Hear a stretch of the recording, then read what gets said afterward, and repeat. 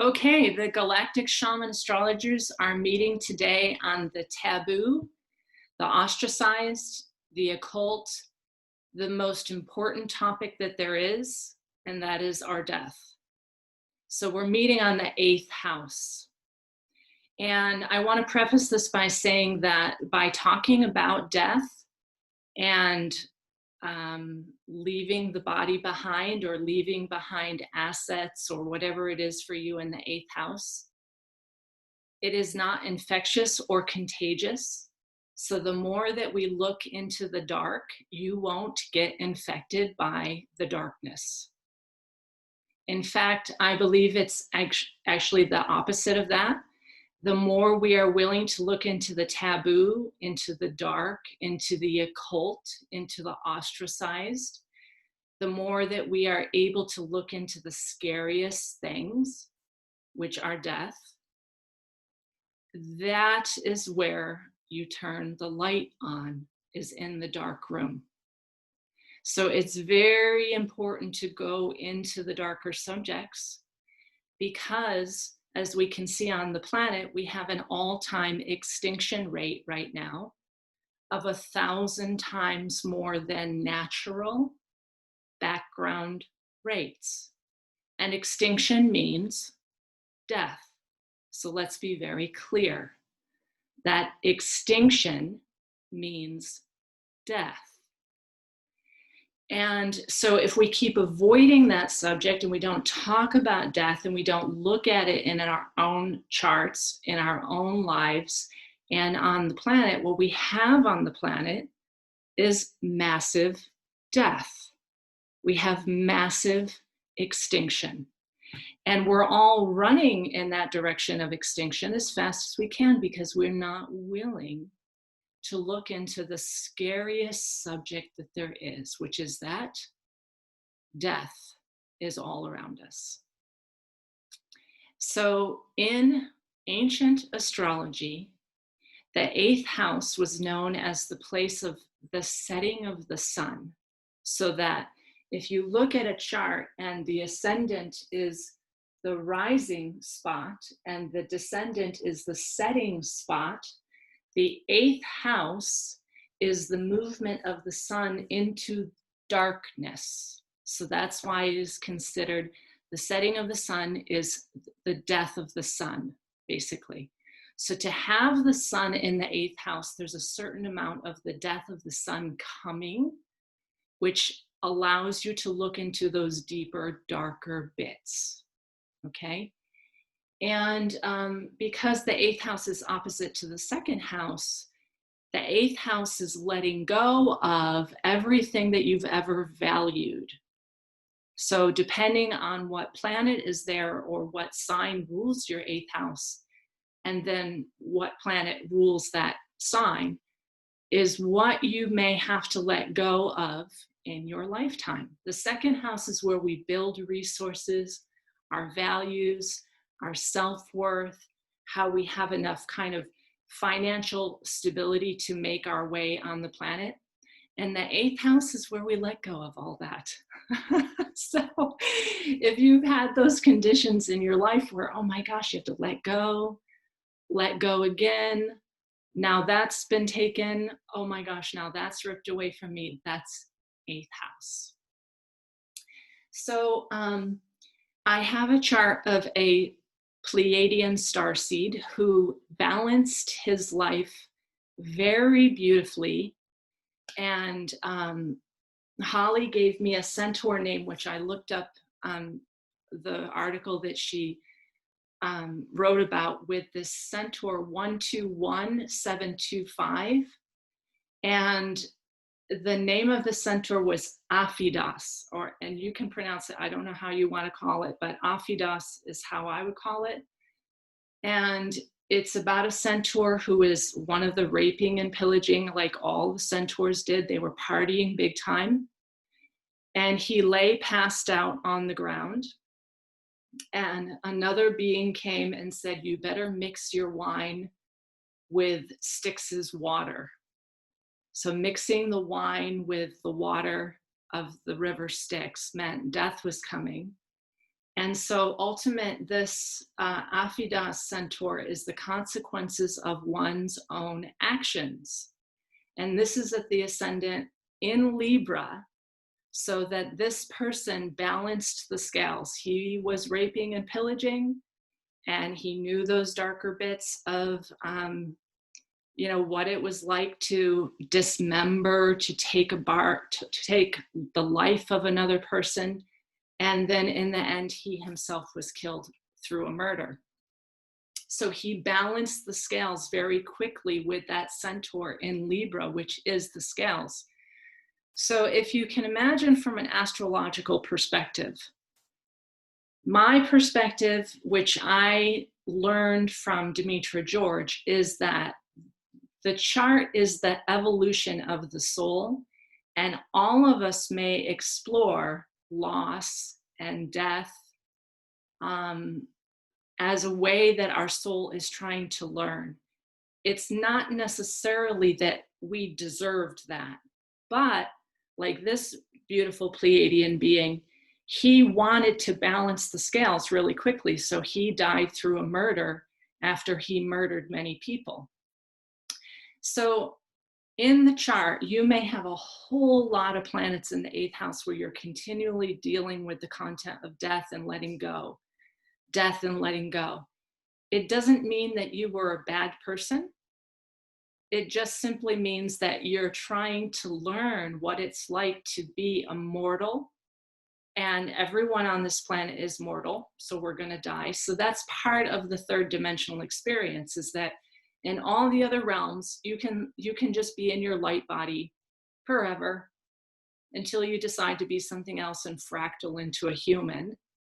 That's why concurrently you can be a Pleiadian from Alcyon and then come down to planet Earth and be like a raping, pillaging murderer.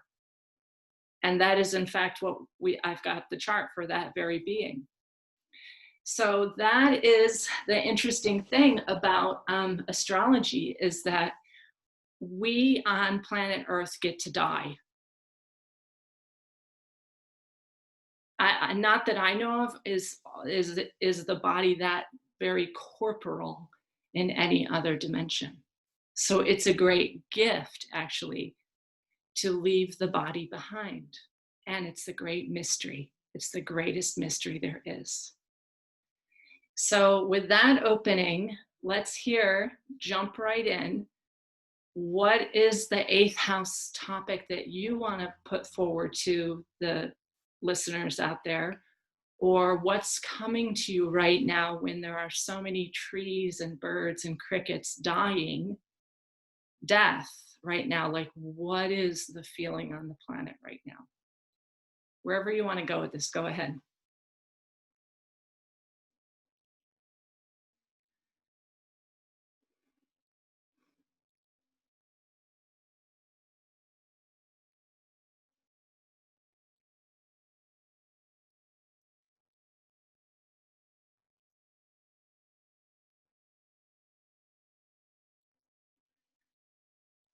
Let me start this way. Is there anyone in this group who does not have a planet in the 8th house? Interesting. So Emmeline raised her hand. So I know that Emmeline has a lot of planets in the 2nd house. So very interesting. Yeah. Who wants to start it off?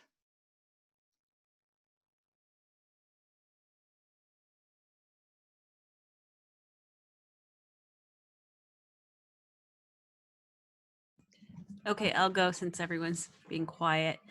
I have 2 planets in the 8th house. I have, which is Capricorn. I'm a Gemini rising, so my 8th house is Capricorn. So right now, I have a lot going on in my 8th house just by transit. We've talked a lot about the stellium in Capricorn this year. But natally, I have Sun and Venus conjunct in the 8th house.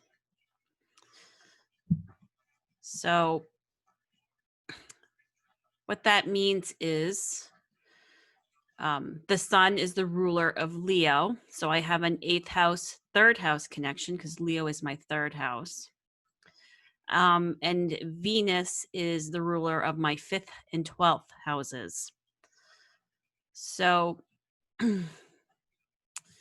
I think that it is, and it's interesting because I actually gave the article that kind of got this discussion rolling from the Patrick Watson website, because I was personally feeling like I knew what the 8th house was about, the place of death, but I didn't really feel like I needed to explore it more deeply because it's contains very personal points in my chart. And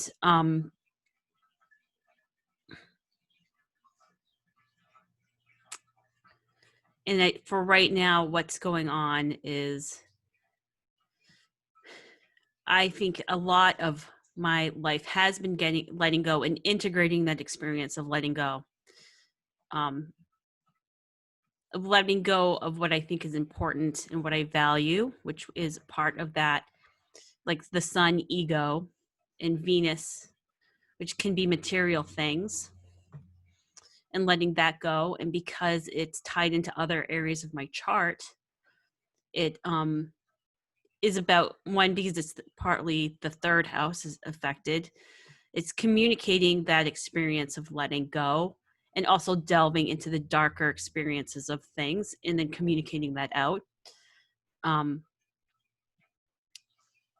Which is that sun third house connection. And also the Venus connection with the 12th and the 5th house. There's been a lot that's different variations on the theme of losing and having to regain in aspects of my creativity, sexuality, sometimes just dark experiences. And, even in matters of reproduction in children, since the 5th house can be children. I've had work to have a very big career. And then pretty much as soon as Saturn came and transited my 8th house and went over my Venus sun, I left that career, which was a huge amount of money, income loss. Also, at the same time, I was going through a divorce, which was Saturn going through my 7th and then Saturn going into my 8th through transit.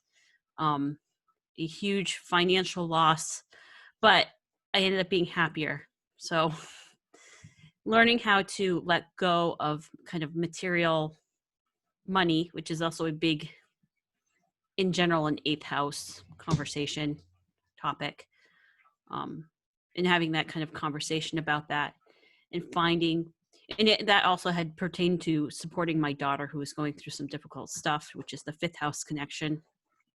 And I'm sorry for people who are new to astrology and I'm bouncing around with these derived houses. But it's just an example of how placements can affect other areas of your chart in kind of like a cobwebby type of a way. And so it's been a little bit of a hermit experience. But I also go into what I love, and which is exploring kind of spiritual concepts and kind of the mystical experiences of life. And that whole imagery of the setting sun always really does actually resonate to me, because that does feel like I've spent a lot of my life alone or feeling alone, but getting to a place where I feel comfortable with that. Since my 8th house is Capricorn, the ruler of my 8th house is Saturn, which is actually located in my 4th house of family, ancestry, and kind of property. And I've also been very close to home all my life. And my family's farm property in New Hampshire has been a very big part of my identity. And it has been both kind of a foundation, but as people in my family have passed away, it's more of a grieving process because I'm so close to my family and I'm so connected there. So this in my family has always been really interested in their family lineage. So this understanding of what my link in that chain has been, and if I'll be able to continue that, or in what possible way, if I'll be able to keep even the farm property in our family, are all things that come up as I see, like, my father isn't well. He's not terribly ill right now, but he, could be. That this is another kind of reiteration of the theme of, how do you let go of those things that you value? And then, but what's really important maybe is the spiritual stuff. At least it is for me. So I'll let anyone else who wants to. I know that that's a kind of a heavy lead in. It hasn't always been heavy, but it is, I think, also with the Venus there, a big fueling part of my creativity and need to kind of understand and experience the world has been through various forms of loss in my life. So I'll let anyone who wants to maybe follow that up chime in. Well, let me just pick out those themes, Holly, that you did really well. So the blood and the bones that are in the soil, the homeland, because Holly's ruler of the 8th house is found in the 4th house. She commented on the experience of the farm and the ancestry, the origins of New Hampshire. The blood is in the soil there, and will she be able to keep the farm? So if you don't have any planets in the 8th house, what is the ruler of your 8th house? So if your 8th house is Capricorn, then you look to see its ruler is in Holly's 4th house. That's how you deal with the 8th house. Okay, so if you have no planets in the 8th house, everyone is still dealing with the 8th house by the ruler of that house. Okay, all right, go ahead, keep going, folks.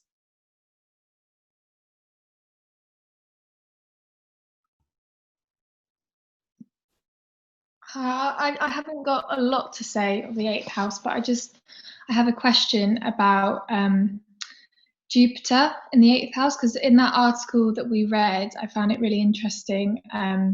He mentions about it's kind of like that mad scientist vibe going on, and I'm really interested in that because my Jupiter is in the 8th house of Aquarius. So could you jump in and speak about that? And where is your Saturn, Bethan? Saturn is in Aries in the 10th house. Okay. So Saturn rules Aquarius. So the career house where your Saturn is in Aries, there's an integration of both the lack of boundaries, because Saturn's condition in Aries is a lack of your boundaries, whereas Jupiter in the 8th house, depending on what it rules, is trying to merge into something futuristic and visionary. Okay, so that's where the mad scientist stuff gets, going. So Jupiter is trying to expand into something, but that something is very unknown. It's like futuristic and visionary. It's like beyond what's here.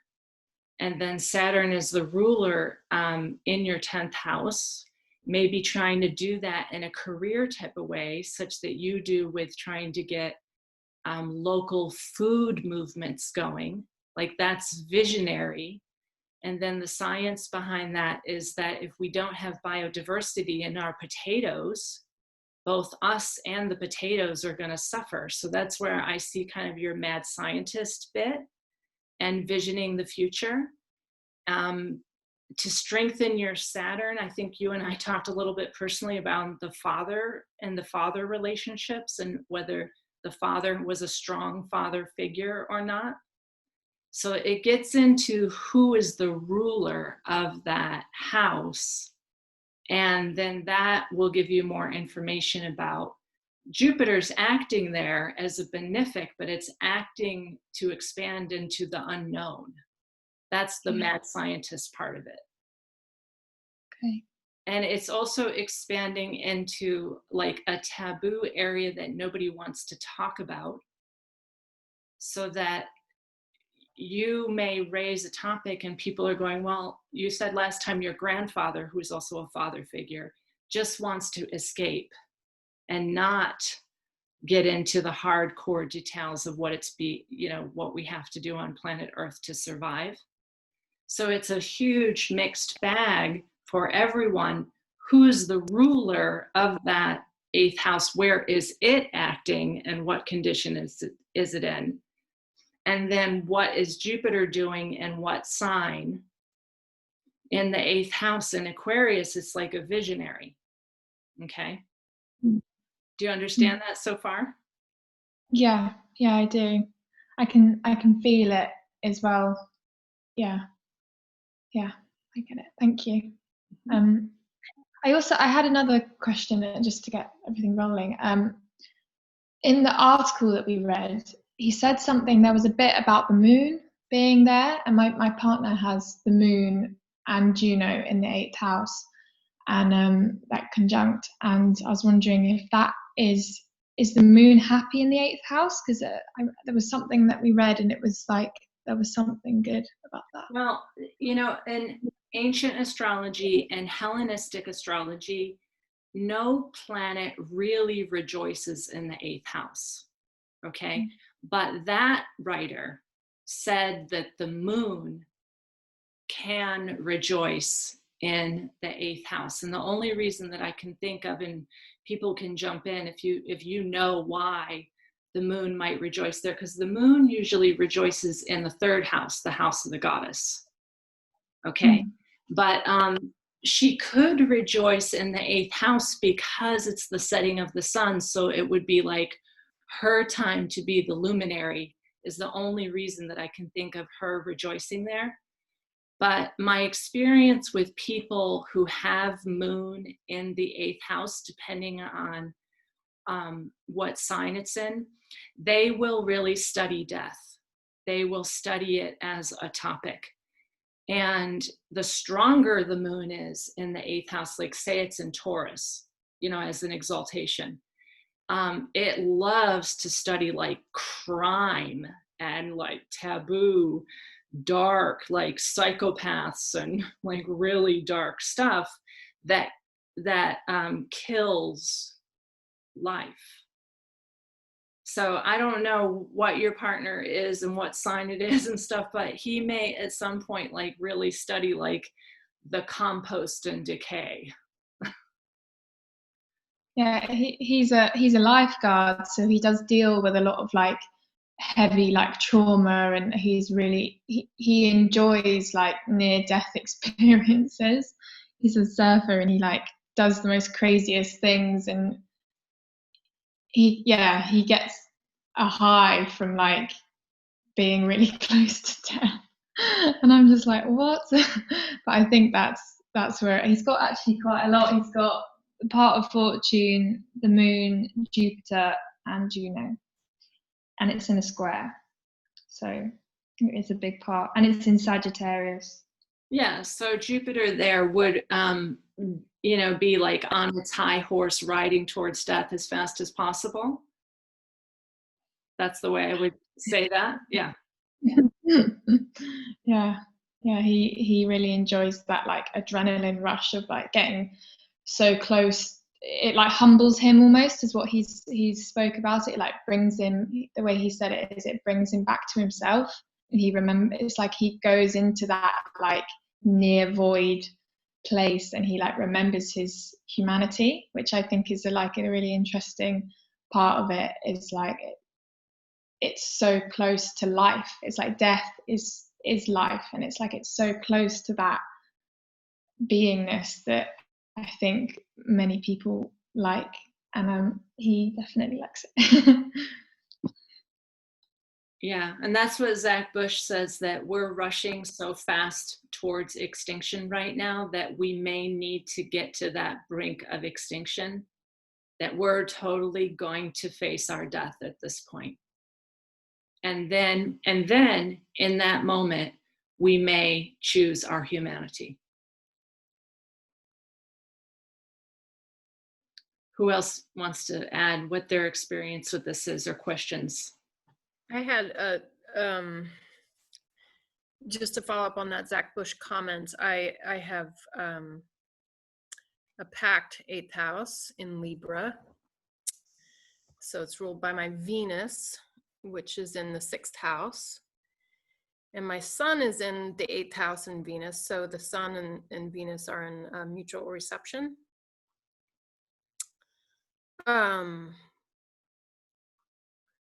So I have Sun, Pluto, Mercury, Ceres, Uranus, and Juno in the 8th house.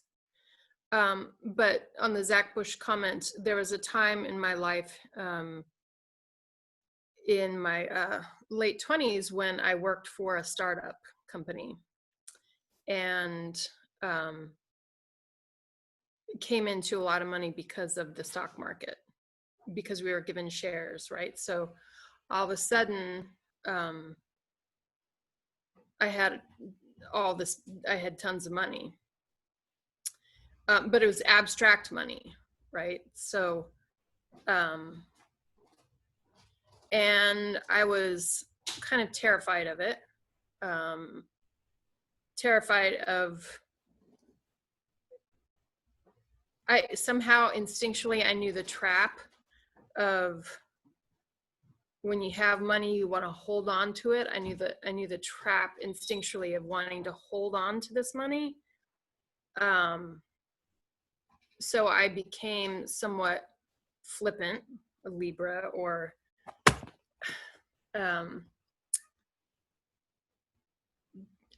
disconnected from it. And I had an instinctual knowingness that I would need to get to 0 before I learned how to embrace it. Does that make sense? Mm-hmm. So just coming off that Zach Bush statement, getting to 0. And even at that time, I was like, well, that seems ridiculous that I'll have to get to 0. But I did. I had to lose it all. It's gone. And in that,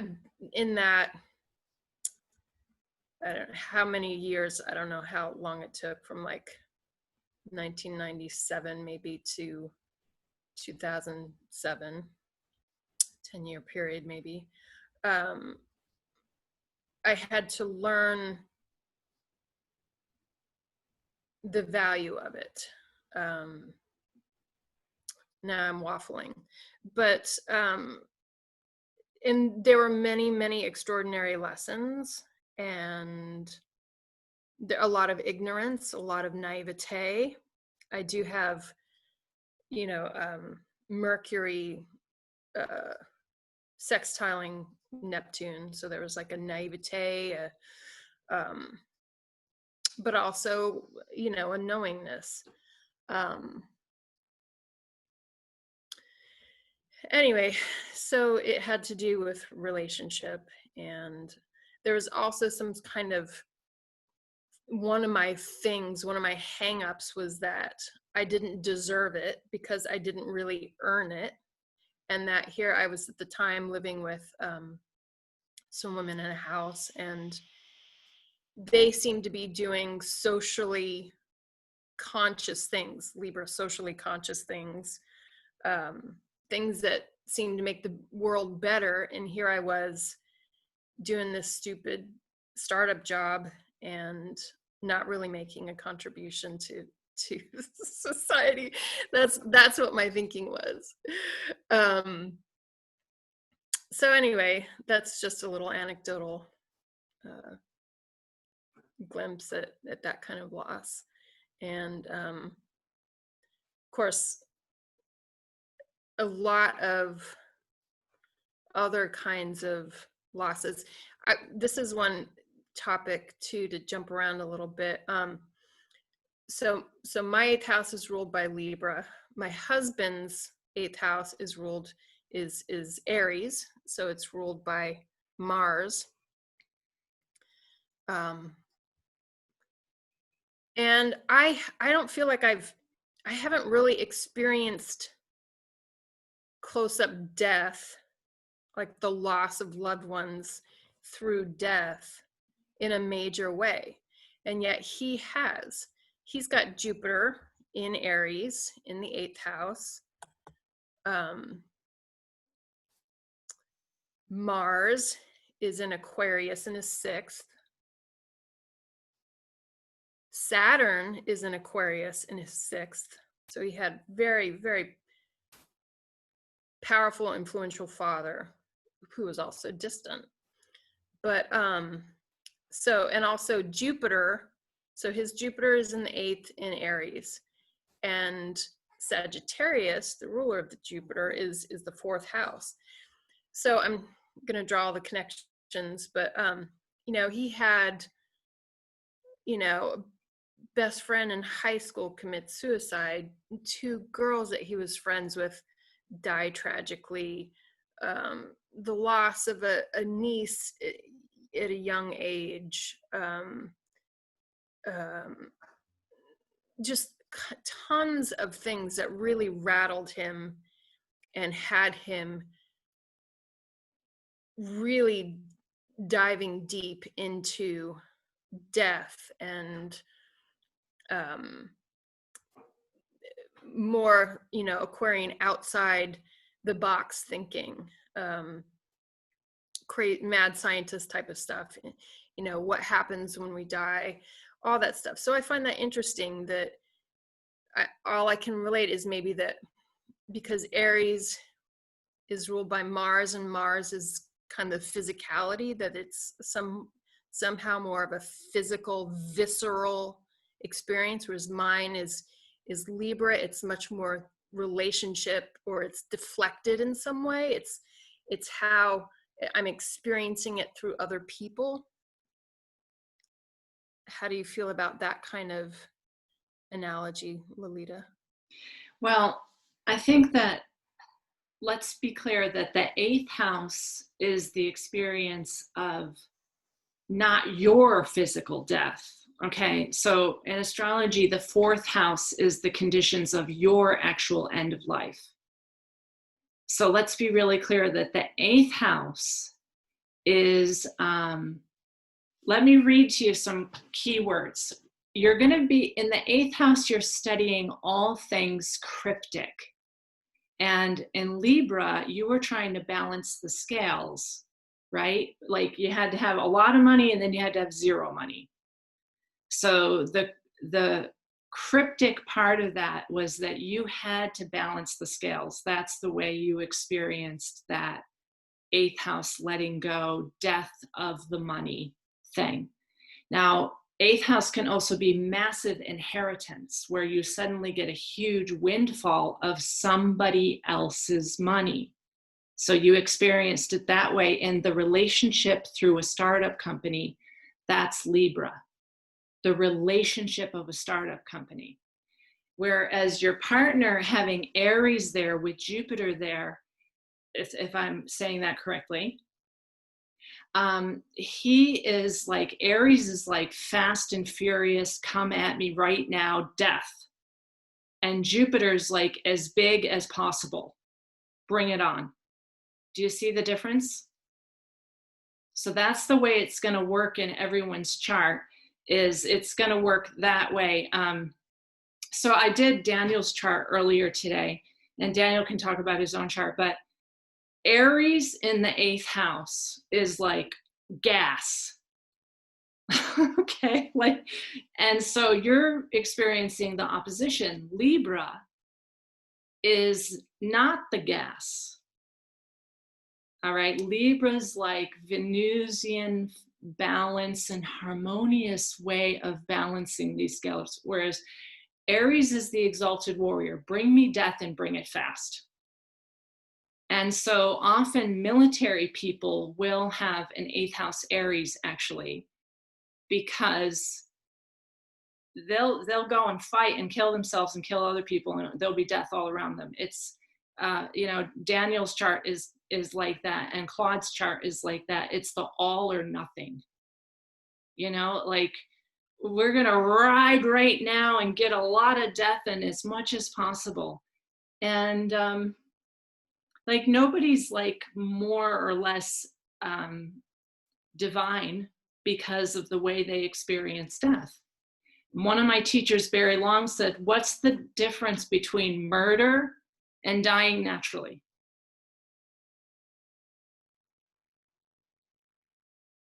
He said, nothing. No difference. And that right there is a very bottom line on the 8th house, is that the humans have value judgments. But right now we're murdering, 94% of seeds are now lost. Like, when I talked to Beth Ann about the potato seed, 94% of the genetic food seeds that our planet has had over the last 12,000 years, 94% is extinct. Those seeds, those food seeds, are gone forever. We're down to 6%, and those 6% seeds are also dwindling super fast.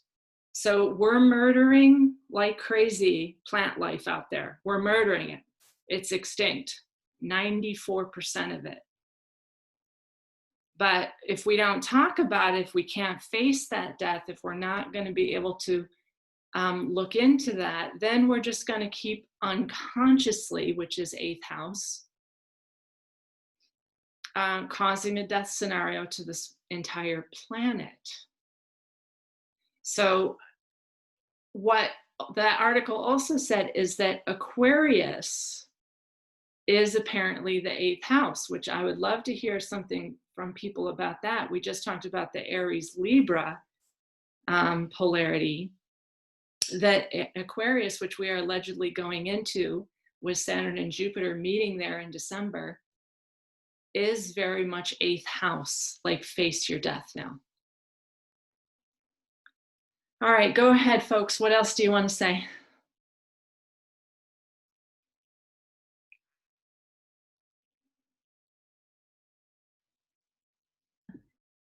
Okay, I don't know where to start.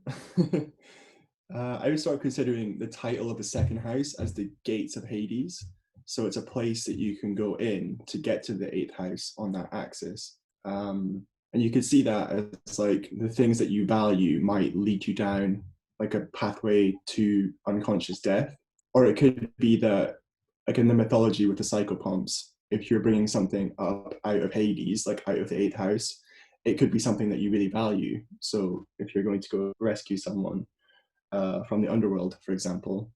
And with the thing with the centaur, it made me think of, in the Hebrew tradition, you have like the Sophia or the Chokmah, so like the feminine goddess principle. And it says that she has like mixed wine to give you. So wisdom has like mixed wine for you, which is like a Dionysian principle, which is kind of related to, like, I remember, it was that article or a different one, it talks about Dionysus is like a secret Hades, like he's sort of masquerading as Hades. And like in a primordial sense as well, you have Mercury as the psychopomp, who's also connected to Dionysus, because they used to be one being, sort of, and they got split. So there's all those connections there. So like the 8th house could open you up to like this infinite wisdom, but it could feel like death because you're getting so blown apart, you know?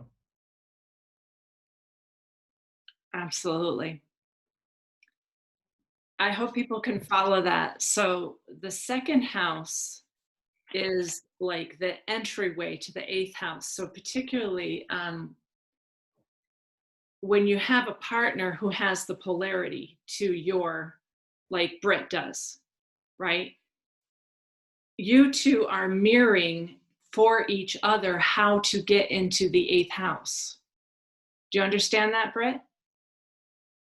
Yeah, so it's really fascinating to be in partnership with someone who has like the polarity, because that's like, you know, this is how you go through right here with this person. Face your death, figure it out. And the 8th house in this book, I want to point this out, has some fabulous key words for the 8th house, but the key word is I probe. I probe. To me, like, that's it, boy. I probe the mystery, right? Dionysus's water is filled with the river Styx and wine, right? It's like the Dionysian mysteries were often like, the other day I ate mushrooms and then drank wine. Oh my gosh, I ate like tons of mushrooms and then drank 2 glasses of wine, and my body started vibrating. I realized that I was soon gonna die. Like I was gonna die. Like I was like, Claude, are you okay? He's like, yeah, I'm fine. No, I'm like, well, I think I'm gonna die. I'm either gonna puke or I'm gonna die. And I was probing going, oh, maybe I will die. And I was a little bit scared, but I was like, well, I should be conscious while I die. So let me just see what happens. And so my body had a huge Kundalini response. And I was like, okay, so my soul can't really stay in the body. And all this weird brain psychoactive stuff was like synapsing all over the place. And then I just went in and projectile vomited for several hours. And I probed into that 8th house Dionysian, mushrooms and wine, let's see what happens kind of stuff. But the 8th house is like life's enigma, is death. Like, what happens when I die? What happens when I actually die? It's also the taboo and the transgression. It's borderline experiences of death and rebirth. It's the crisis about the meaning of life. It's cryptic, it's profound, it's inheritance, but it's also other people's money. It can also be taxes where someone takes the money from you. People are still laughing about my mushroom and wine probe into the 8th house death. But the 8th house is also a very shamanic realm. Like, it's often the shamans who have big 8th houses, because they're looking at the questions of what are the boundaries of this physicality? Can I get beyond the boundaries of this physicality and travel in the astral realms? Can I journey to the upper world? Can I journey down into the underworld and meet Persephone? The shamans would often do things like, you know, feed magic mushroom to reindeers and then drink the reindeer pee. And they'd be like, you know, all over the place. I'm not kidding, folks. There's people in the group who are laughing at me right now. But it's that deep, intensive confrontation with the taboos, which is death. Okay? And depending on, like Britt was pointing out, if it's Libran, it's kind of like more fair and balanced and harmonious. If it's Aries, it's like, let's go. You know, let's have some death here. Let's have as much as possible. Those people, great. Go ahead. Yeah, I can attest to that, because I do have an 8th house sun, and I one of the happiest things I ever learned was taking shamanic courses and getting guidance in doing with those kind of shamanic meditative journeys and traveling the other realms and expanding out that way. And part of that training is a lot of what I'll call deathing ceremonies. and in the astral realms, or that place of the imagination, or the non-physical, going and doing things like experiencing your death, experiencing a dismemberment, as well as traveling through different places to other forms of non-physical reality. Also doing mediumship training where you talk to spirits. That's extremely taboo, but a very eighth house subject matter. And when I was having ghostly experiences, before I had any training in that or met anyone that had real, you get on the borderline topics of schizophrenia. I'm hearing voices. Am I schizophrenic?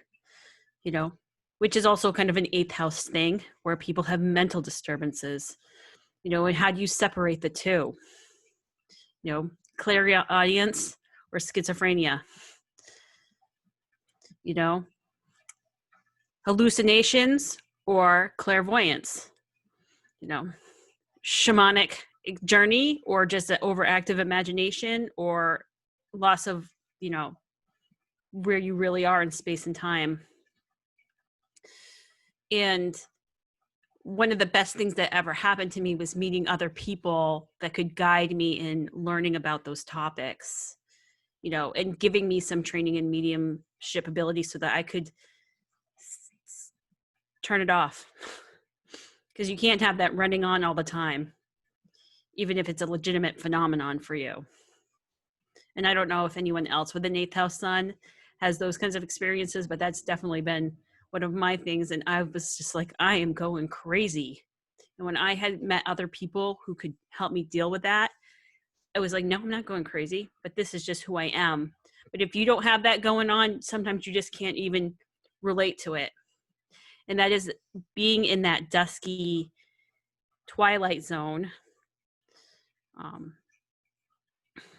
And I like to think of a lot of the eighth house stuff is more mental because it's above that ascendant-descendant line. And it can be kind of a place of mental torture if you don't know how to navigate it. And some of those eighth house lessons are teaching you how to navigate that. And I think some of us have watched Demetra's webinar on the eighth house, and she acknowledges the second house being the gates of Hades, but she was like, the ancients would say that the eighth house, the second house is the gates of Hades. The eighth house is the idle place, but they also said it was the home of the Typhon, which is this great monster things that was put into Tartarus under Mount Etna, which is a volcano. So, I think the imagery of a volcano where it can be this kind of hell-like fire and brimstone place also kind of denotes that it's very barren, but not, and very powerful of, fire, but not impossible to navigate and not impossible to deal with if you can get some guidance. A mediumship mentor in my case. So I don't do that professionally, but I have the capacity to do it and have had to learn how to have that natural ability channeled in the correct direction. And then I would just say that with Aquarius being in the eighth house in the Thema Mundi, which is the kind of the theoretical chart of the creation of the world, but it just feels very appropriate with the level of extinction that we're experiencing. And Aquarius to the ancients was a very unfertile sign, which seems to pair well with this is the place of a transitionary time. And also kind of a setting of civilization, which doesn't mean that we can't transition into something more glorious, but just that it is that kind of transitory time at a dusk point. So.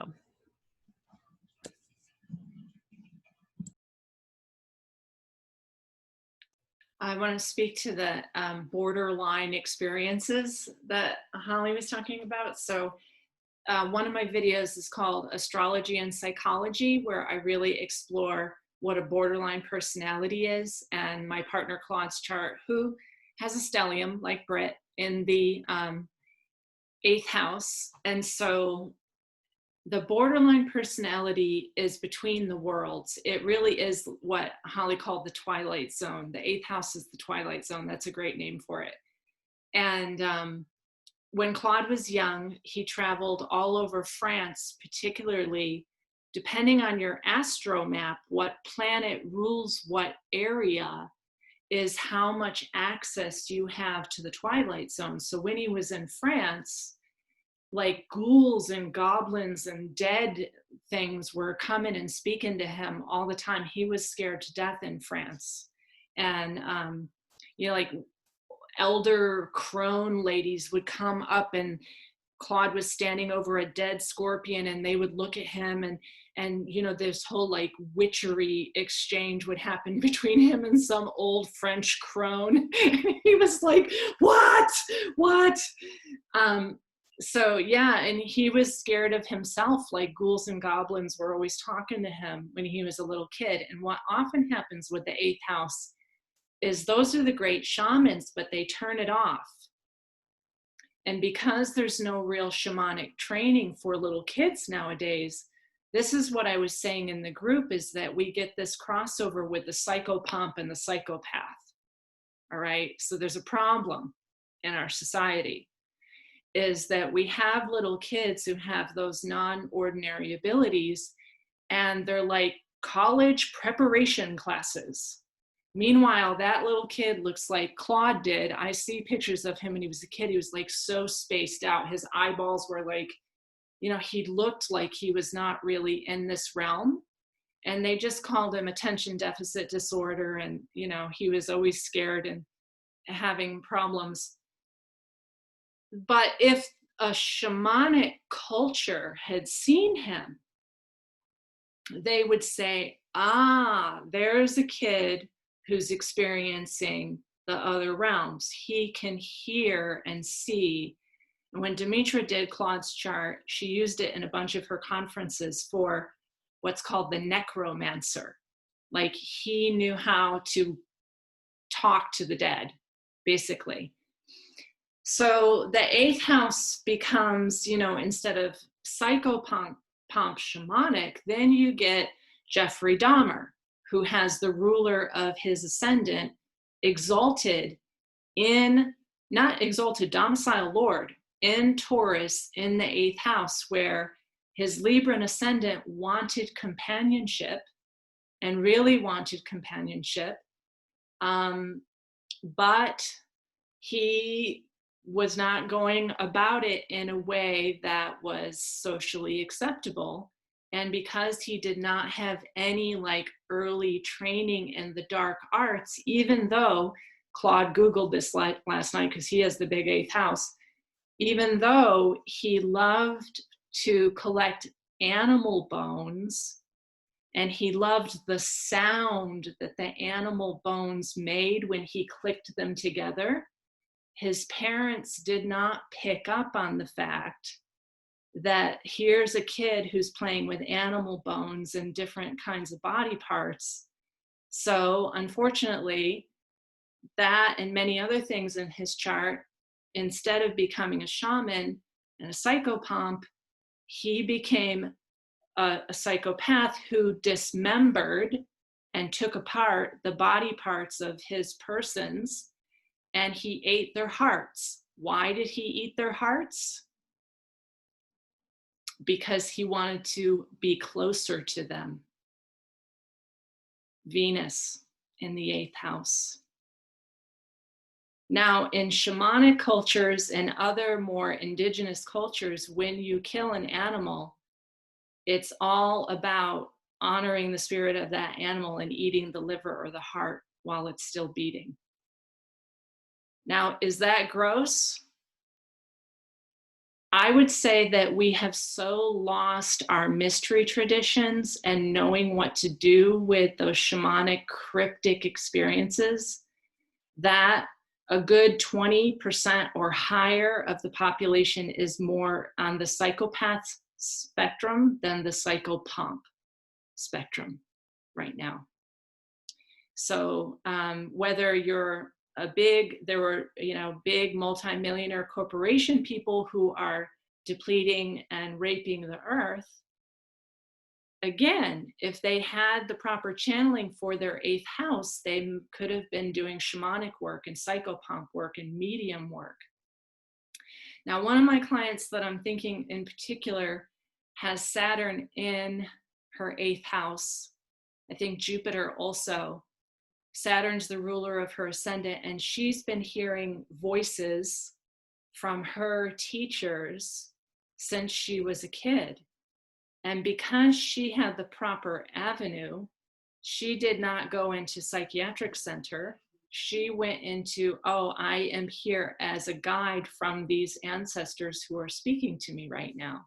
So the 8th house is also like, she was gifted, not cursed, but gifted. And because she went down the right avenue, she is able to access through that 8th house the gifts of the ancestors, the dead. They're dead, but she's talking to them, and that is the 8th house topics. Okay, who else wants to jump in there with something we need to know about the 8th house?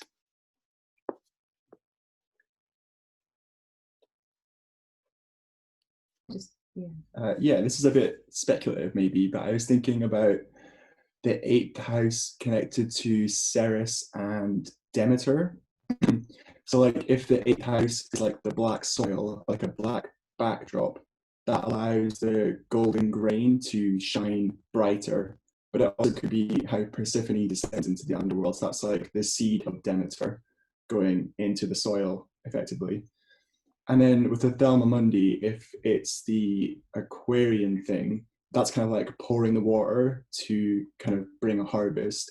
So then we have like a choice point of which harvest do you want. So perhaps if it's the Ceres harvest, it's like an abundant kind of continuation of the species.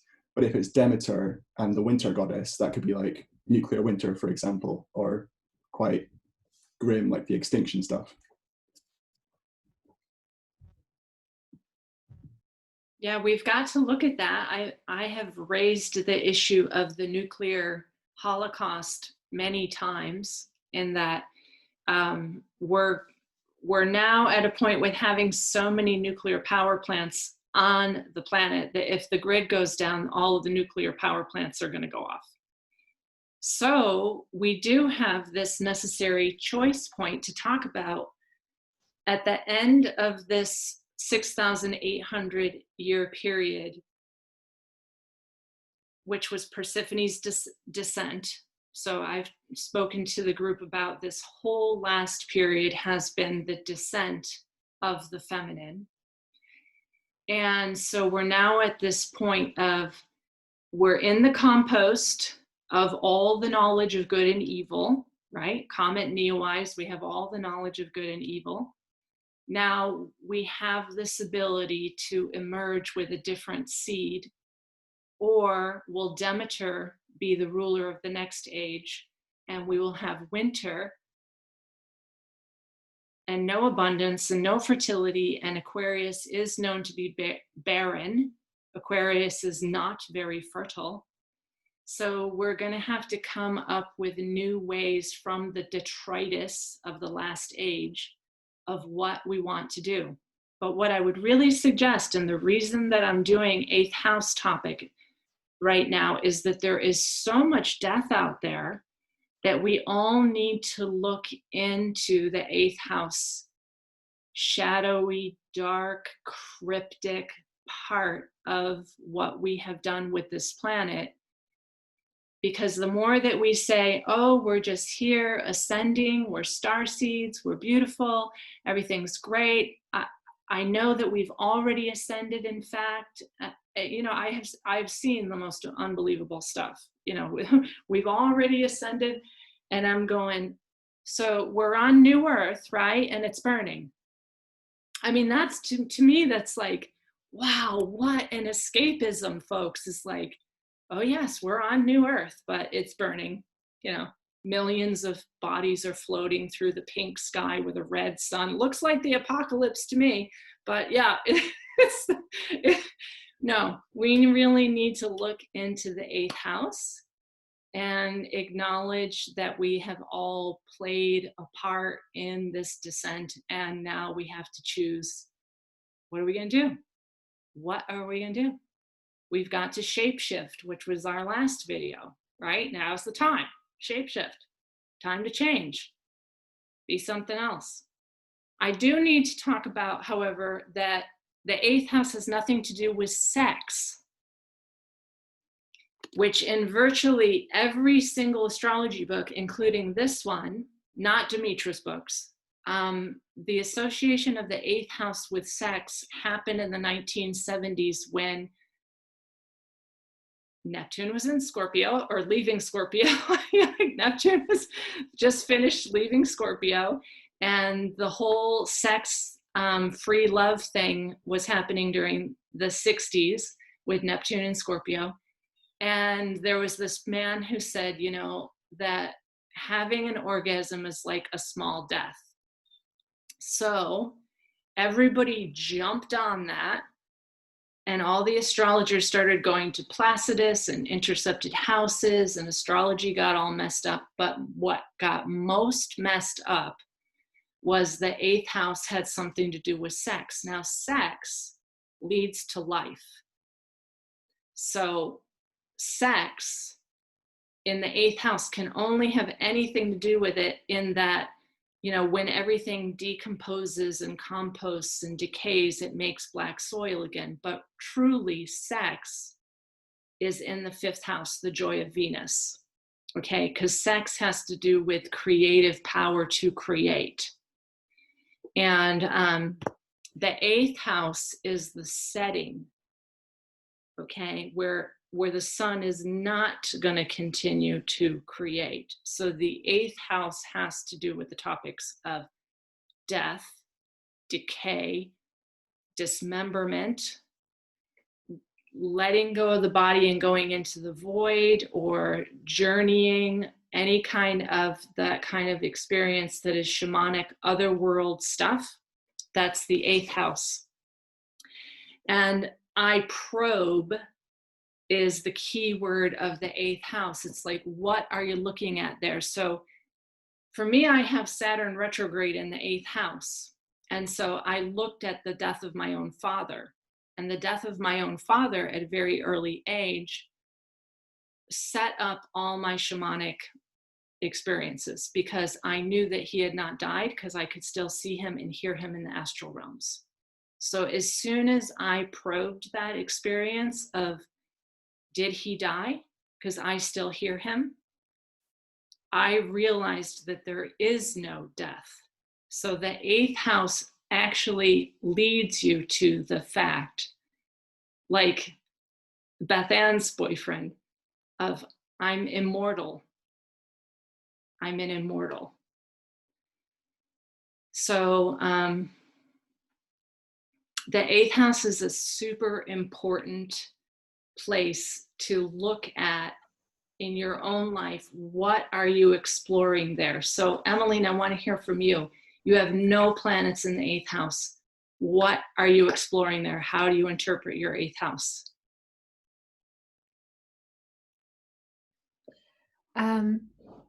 Well, I have Taurus in the 8th house, and I've made some, I'd like to talk about my Venus. And what you were just saying, I just recollected Taurus is the sensual earth, the earth, you know, being able to go out and to be one with her, to garden, to every day go out and be with her. And I've just been musing on the fact that a lot of the stuff that I've planted has died, really naturally, because they're in small pots. And how much it doesn't bother me. Like, it bothers me, it's sad, but I feel that I can hold it in a way that it needed to happen so that I could experience death through the dying of the plants. And that was just an interesting reflection where I kind of felt like I was holding a vessel for them to die. which was a bit odd. um, yeah, maybe a kind of a doula aspect going on there. But with Venus in my so Venus is in my second house, so I have the stellium of Pluto, balsamic moon and sun, and Venus in Scorpio in the second house. So I really feel that for me to let go is for me to be solid and rooted in security. It's in a sense, I feel like it would be easy for me to just not value myself. It would be easy for me to not value money or to not value financial security, because it's like almost for me to do that, it's calling me to go into the taboo, because I need to solidify and root into doing that through expressing taboo topics and through that, really valuing that gates of Hades with Pluto standing there. It's that very kind of, I need to dive into that and experience the feminine womb in pain, kind of that valuing that and seeing that is hard. So that that's kind of how it feels like. So I guess that's the letting go, is the choosing to root into that subject. And then I have Chiron trining in the 10th house of Cancer, in the global, my career, my role outside, external, which other people can see, is being this. I watched this video on Chiron by Chris Brennan, interviewing this lady called Melanie Reinhardt, who talks all about Chiron, and it was so good. It's really valuing that capacity to be that person who is kind of presenting this healing capacity to work with the earth, to work with the wound, to work with what we have in the cave. What do we have that's available that we can value to bring about healing and to bring about transformation. It's very much for me, what resonates to me is to shamanic transformation. I really resonate with how can we transform? How can we go to the deepest place and then transform and bring that into stability? That has to be, I'm like sort of, how can we see that manifesting now?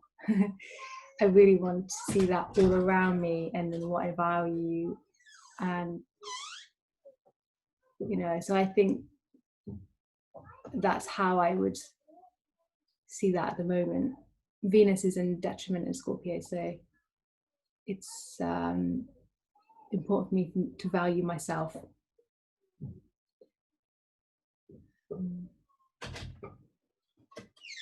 And then for me also, my ascendant is Libra, so it's ruled by Venus. So it feels very much about the self, not being annihilated, choosing self-value.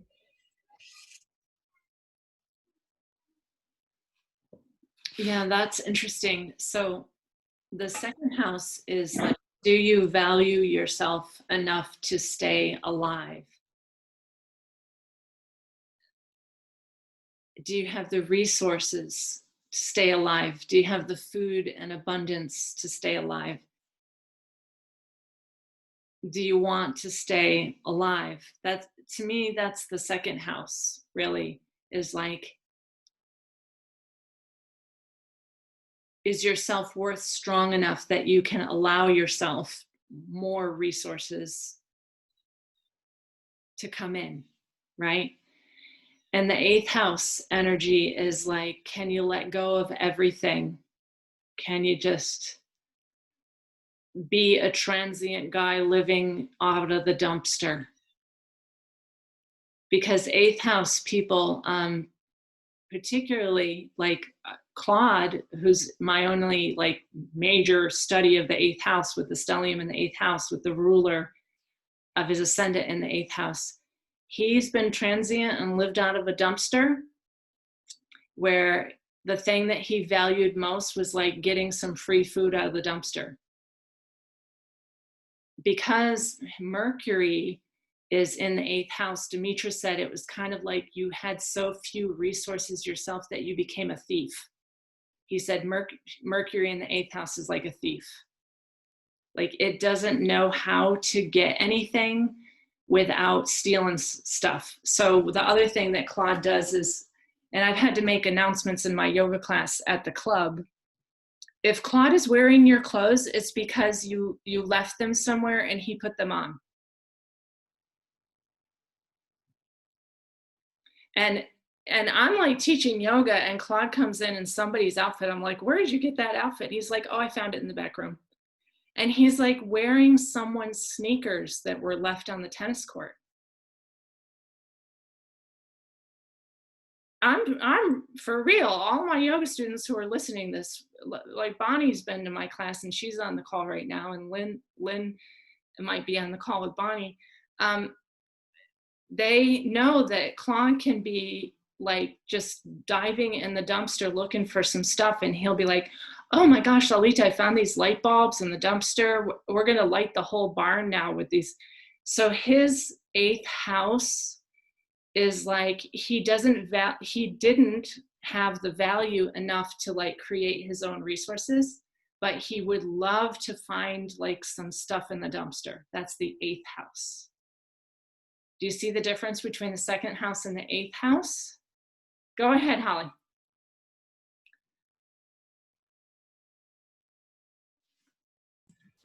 I love found stuff too. Like reusing things and stuff that other people have cast off. And if I can buy it for free, get it for free, or, not have to pay for it. I don't care, because I feel like for me, like the 2nd house is like building your wealth and your status a little bit. In the 8th house, you're letting that go. So you don't care that, you don't need to have like Gucci and like the most fancy things, but if you can just find something and it works, you go with it, And I live pretty simply. People are astounded because I don't have a microwave. I don't have a coffee pot. Those are these basic status things that other people think, but I let that go. I don't need that. And this also leads me to something else that I was thinking of bringing up is, I had to run out to do an errand, and I had my public radio on, and it had a financial advisor on, and they were talking about how with inflation in the United States, and I'm sure this is similar in other countries, that a lot of people's retirement funds will not be able to keep a pace with inflation, and how you needed to plan ahead to keep up with the increasing cost of living, because most people are not factoring that in to keep their standard of living kind of equitable. And I thought, my God, I don't even see money being able to continue the way it's going. And this whole idea of the 8th house being the other person's money, and what's going to go on with that, and how do we continue, is kind of hand in hand with this death and extinction conversation, and what resources are really important. And who knows, maybe we start to learn how to barter or trade or something. But, the whole discussion with this financial planner was, well, how do you, what do you do if you're in your twilight years and you're trying to retire, but, you might you're pretty healthy. You might live another 25 years, but the cost of living might go up 5%. Can you still afford it? And then are you starting to like do extreme things like, dumpster diving? I have a lot of vegetables. I will like cut all the bad spots out and save whatever I can. Because you try not to waste anything that you can use. At least is my experience. I'm super frugal. Ridiculous. So like I never throw my clothes out until like they are like falling apart. Some of that is when something does fit really well, I get a little bit attached to it, but part of it is just like to use as much of it as long as possible. So it does get a little bit comical.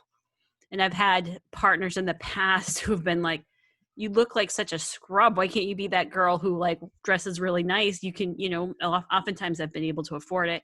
I'm like, yeah, but this fits really well. And I want to just like really use it, But yeah, I can attest to that too. I've never dumpster dived, but you know, I try not to throw anything away, and I'm super frugal about it. And I've shopped at Salvation Army and all those other discount stores to do stuff like that.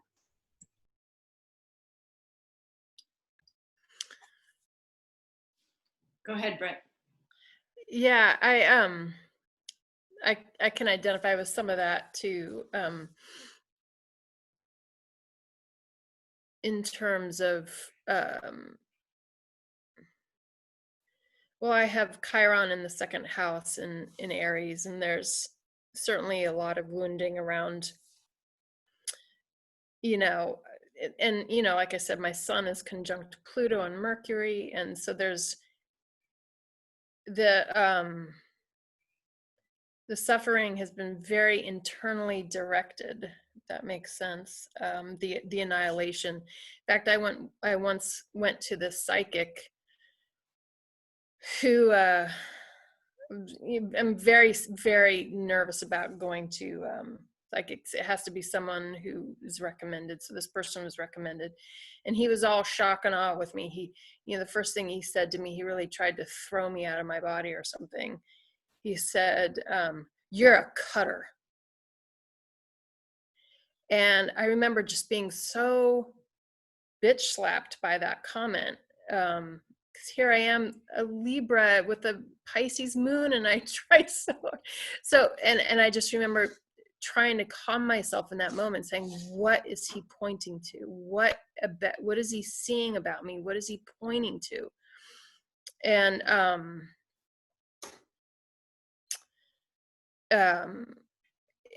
really it's the Mercury Pluto to the sun. It's the violence, the mental violence I would do to myself, plus the Chiron opposite. So I could see that no, I wasn't someone who self-mutilated, like literally, but the intensity of that focus was certainly something that I could understand. Of course, I thought, he was a super irresponsible psychic for trying to be a shock and awe, bitch slap, his client. But my point that I wanted to say is that in Demetra George's 8th House workshop, which I just recently listened to, which really was great too, in addition to that article that Holly shared, Demetra kind of took apart the association of transformation associated with this sign, saying that Pluto, in the mythology of Pluto doesn't ever emerge from the underground. He only comes out with his invisible helmet. And Scorpio, I could understand Scorpio in transformation, Scorpio, the scorpion to the phoenix type of thing. I also liked how she kind of broke down, in recent astrology's tendency to associate signs with the house, and that the qualities of Scorpio don't all necessarily apply to the 8th house. These things have me contemplating very interesting things, and I kind of like contemplating it differently. So for me, for me personally, a better key word for the 8th house is evolution, or like you said, probing really resonates. Process, not in the Virgo sense, but like a deep diving probing, and staying there a little too long in the muck.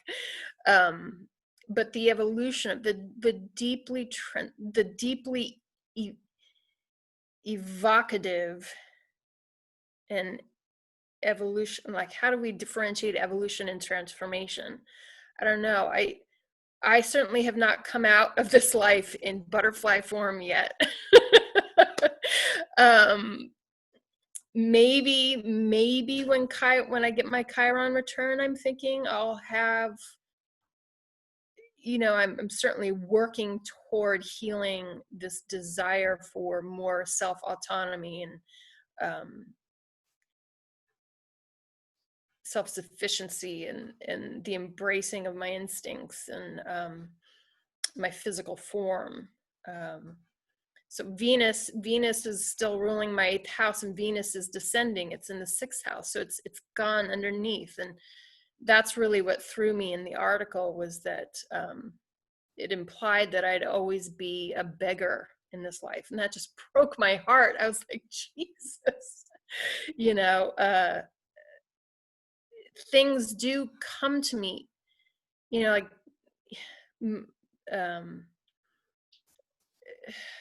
anyway, I'm digressing, but I wanted to talk a little bit more about the evolution, if that is a more accurate description of the 8th house than actual transformation. If anyone has any thoughts on that.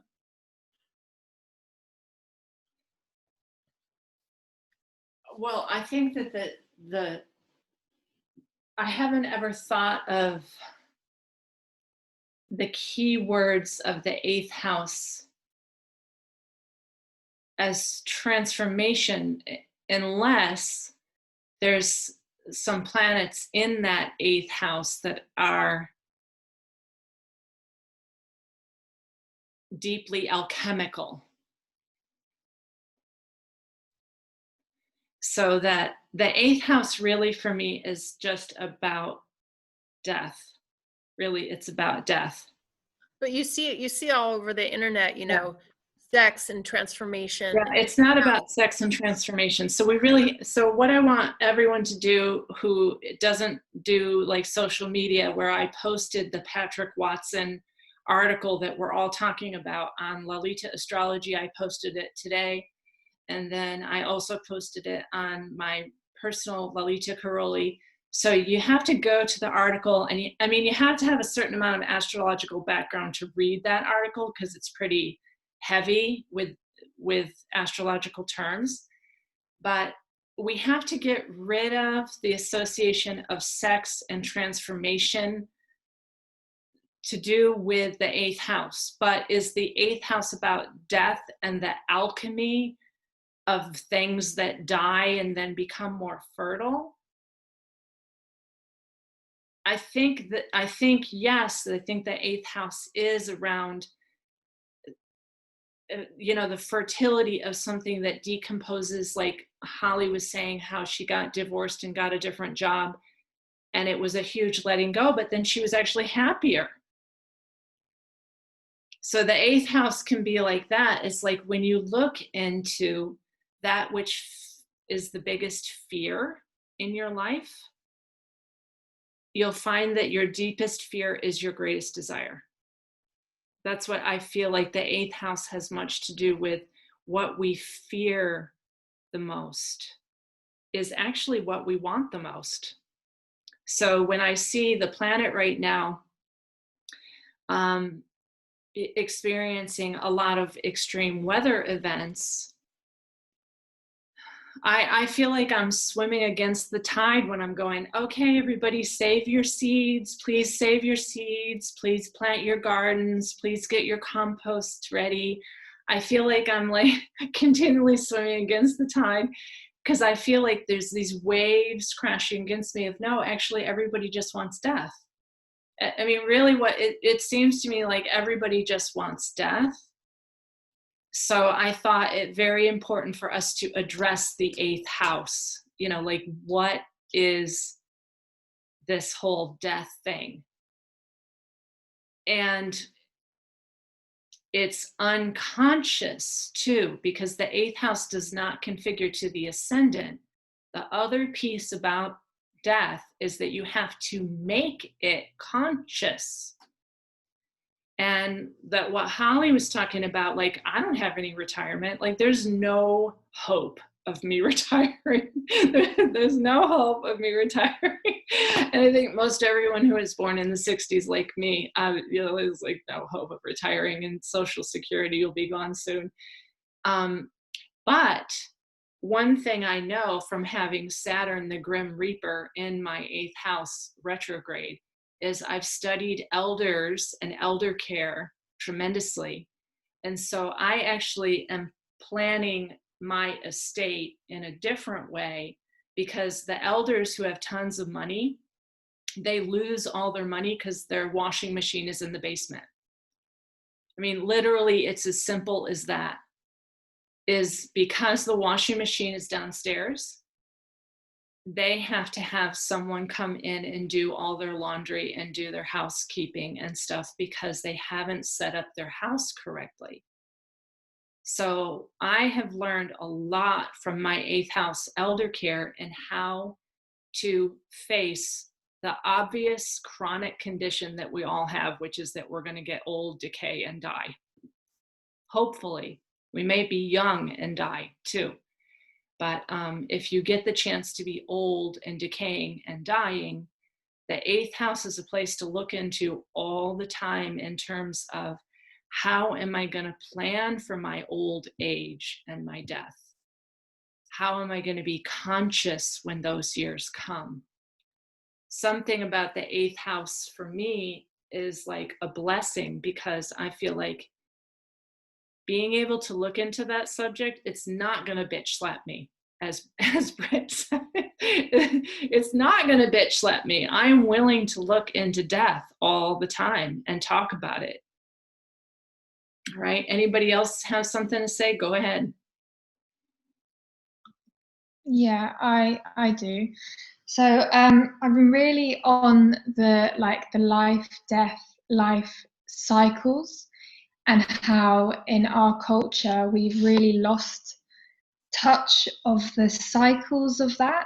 And we really do see as like death being that just bleak blackness that nothing then comes from. But as you were saying, with the fertility and the compost, and which then creates life. And in so many other traditions and cultures, Lady Death was the death crone, but she also was the one who brought the children through. You know, she was the midwife also. And I think that's a really important thing to keep in mind, is like death is fearsome, but it is life. It's part of the same coin. And I'm reading this book at the moment called Women Who Run with the Wolves. And I read it before, I'm reading it again. And there's quite a lot about death in it. And, you know, death in our relationships, ongoing relationships, and how there's death in everything. And it's like those mini deaths that we have to embrace all the time. And she was saying, the poets understand that there's nothing of value without death. And there's another bit that says, give me the death I need. And I think that that's really important to keep in mind, is we need death to sustain us, to sustain our soul journey, and sustain life, really. And those are my thoughts. Yeah, so how not to be a zombie is to really hold death near and really realize how precious life is.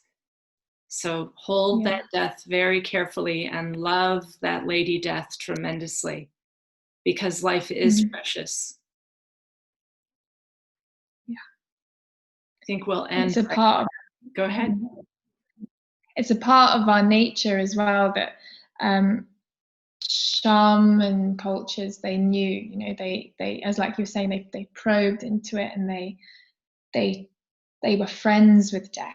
And I think that's something that's such a shame. I guess now is time that we're learning to be friends with death, and to look at Lady Death and embrace her.